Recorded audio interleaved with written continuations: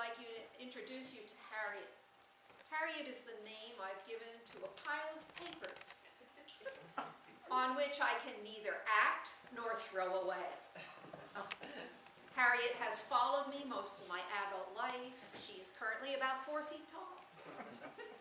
Harriet is my familiar problem. She's like a cat to a witch. You probably have a familiar problem too, though it may look different than mine.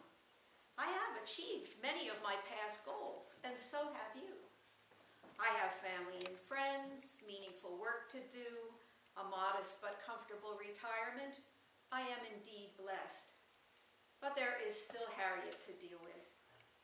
One day, I had had enough of digging for an important paper in the piles around my office. I felt frustration at my lack of organization. It is especially galling since I was and am a librarian at heart. And I long to be a paragon of organization. I despaired that I would ever get on top of my problem. Luckily, I had scheduled a peer counseling phone session in which I and my co-counselor take turns listening to each other. When it was my turn to be listened to, I found myself picking up each piece of paper in one pile and saying, "Now, what is stopping me from throwing this out right now?" Growing up, my family came from poverty, but had a fingernail hold on the middle class. Dad sometimes worked 2 jobs, and Mom was in and out of the workforce.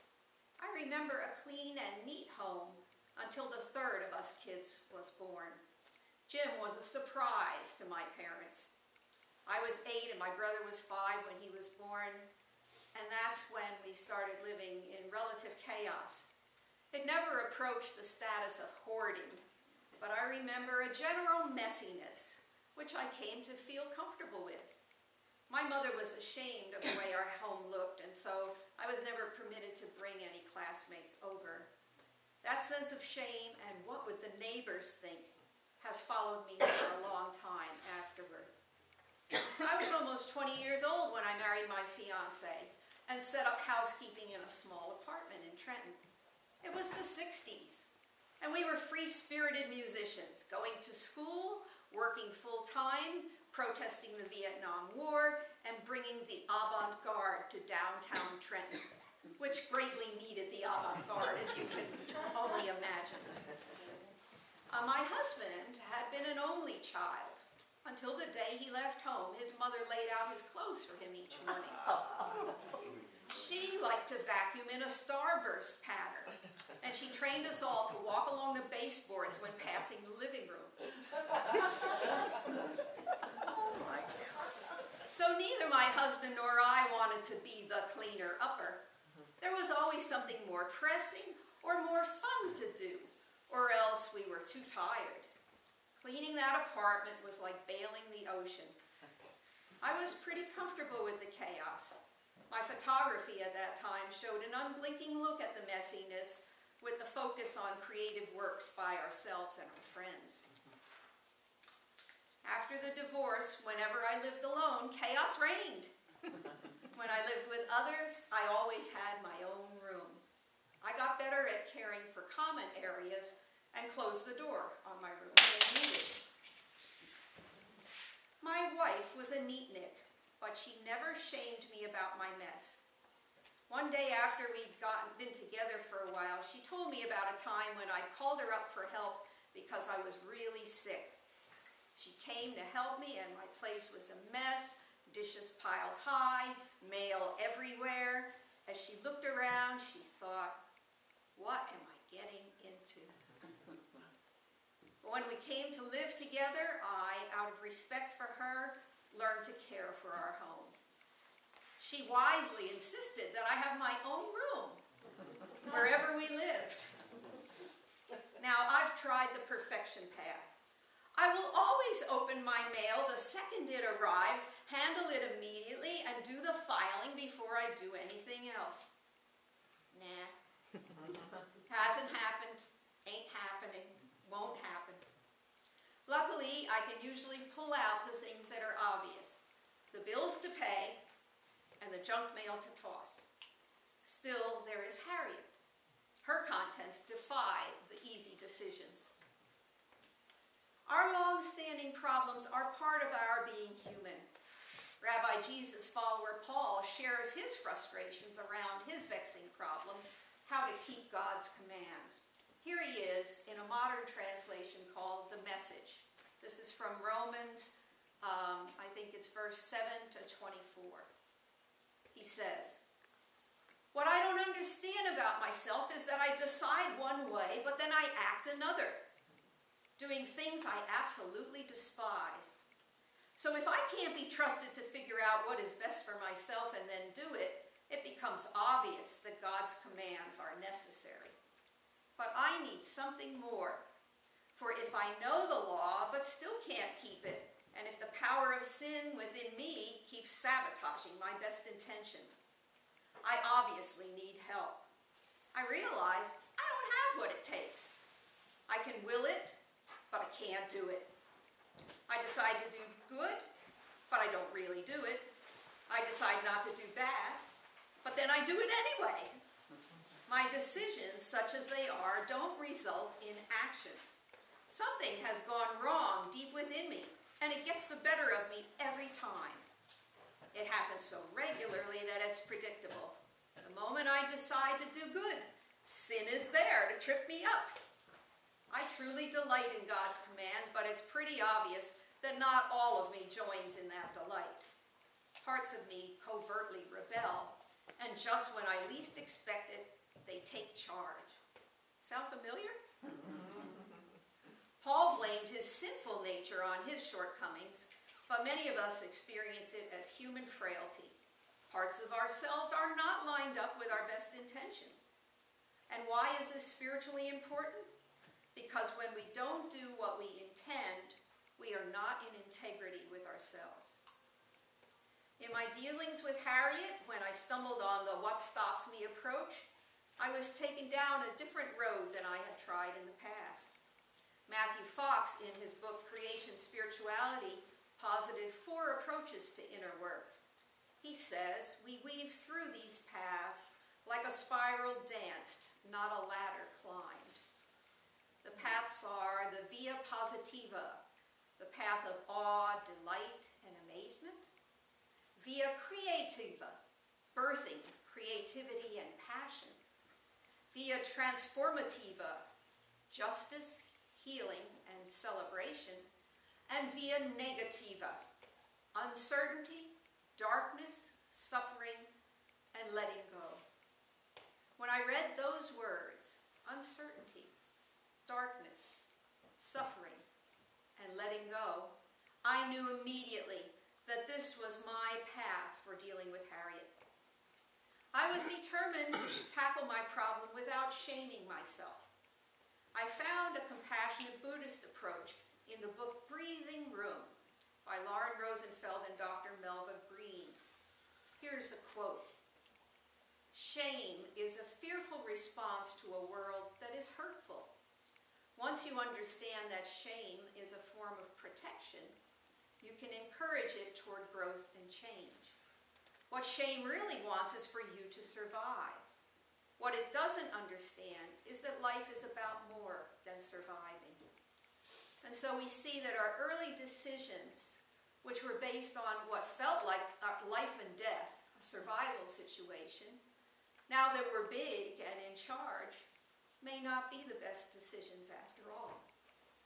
This book also provides a process that can be used for whatever long-standing situation you'd like to change. We'll try it now with a short meditation followed by a bit of writing. So I invite you to come back into that meditative space. Breathe. Close your eyes or soften your gaze. Feet on the floor. Come into that place in yourself, which is peace. Take a few deep breaths.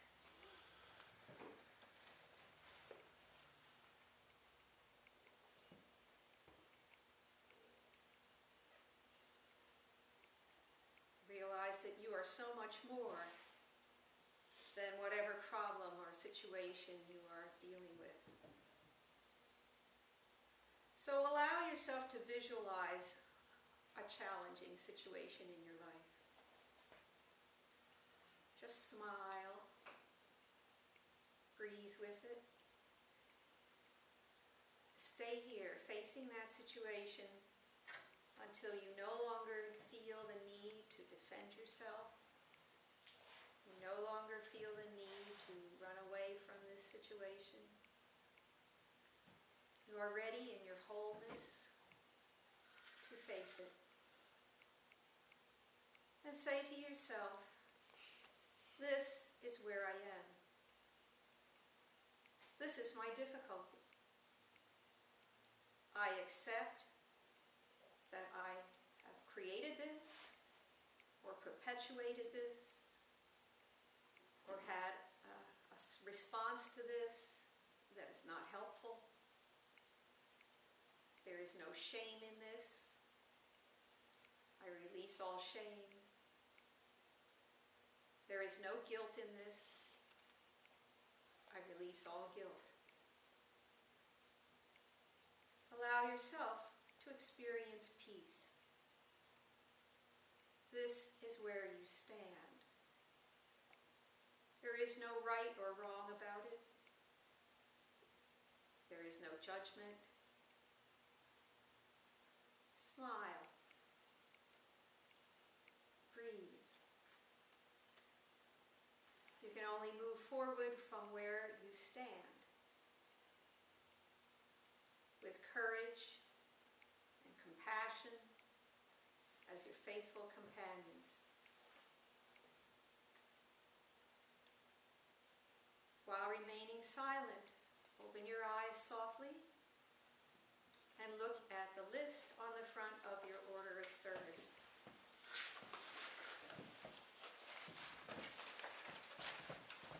It's an empty list,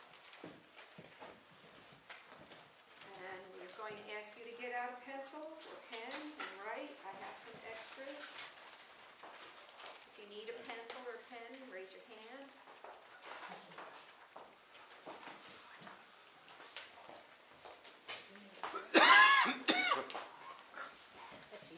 Anyone else need a pencil or pen?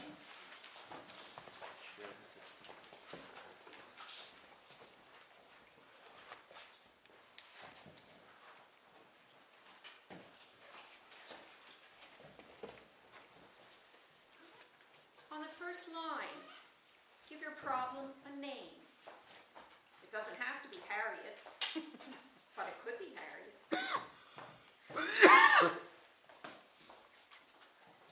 Naming your problem will help you befriend it.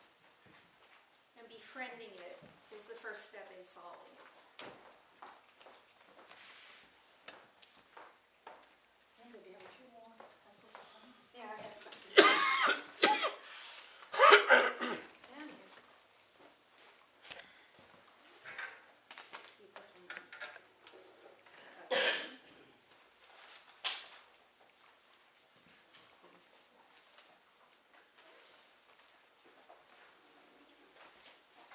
Nope. You have a pen. Bonnie has a spoon. Oh, on your there. Okay, good. Okay. Does anyone else need one up here? You need a pen. I think we're okay now. Okay, excellent. Thank you. Thank you, Mom. I'm sorry, Linda, you want us to write the names of our... Write the name of your problem or situation. On the next line, think of a time in the past when this problem first appeared in your life, or your first thought about a time the problem appeared. In other words, when you go to the doctor, they'll often ask you, well, how long have you had this?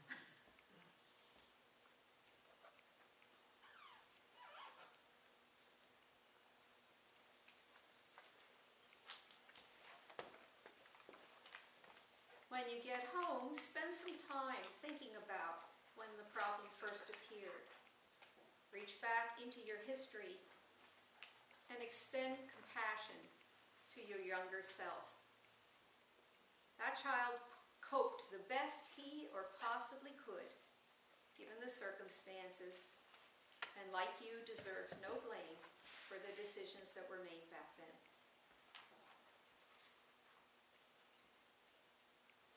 On the next line, put something down that you know holds you back from solving this problem. What is it in you, your reactions, your thinking, your feelings,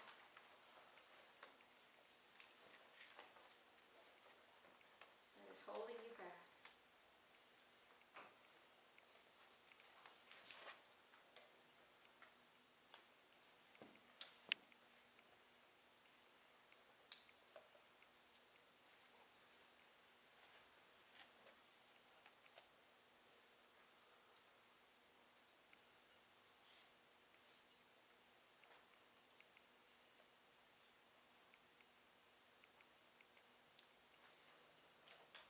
On the next line, some small step that you could easily take in the next week to address your block or whatever's holding you back.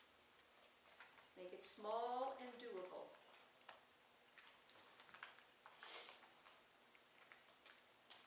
I had a boyfriend once who hated flossing his teeth, but he made a covenant with himself that every night he would floss one tooth. And strangely enough, once he had flossed that one tooth, he went ahead and flossed the rest, you know, which, I mean, your hands are in there and everything. So don't underestimate the power of one small step.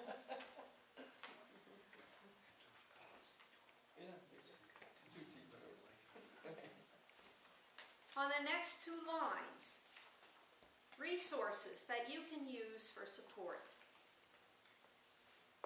Who do you know might have an insight for you? Who else is in your corner on this? You might also think of getting more information from the library or even just Googling your question. You'd be surprised at what's available. Our problems are not really that unique.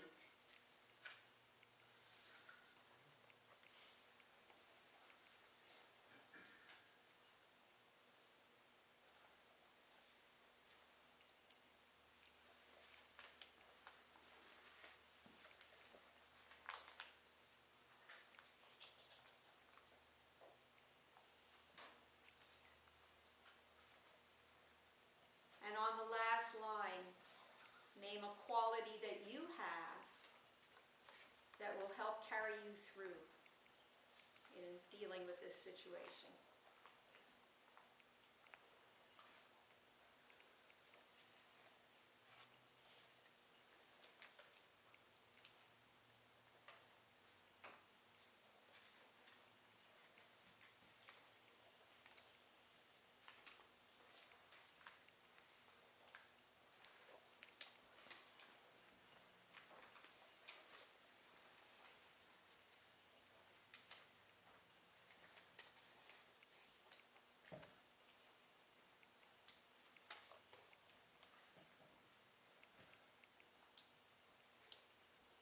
I hope that this exercise has given you some insight into what's stopping you from reaching your goals.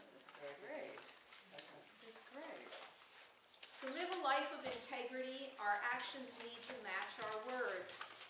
Even, and maybe even especially, our words to ourselves. However, there's no reason to treat yourself as less than a person of inherent worth and dignity. It could be that the patterns that kept you safe as a child can now be easily and safely released. I have confidence in you. And I wish you every happiness in the new year. That was great.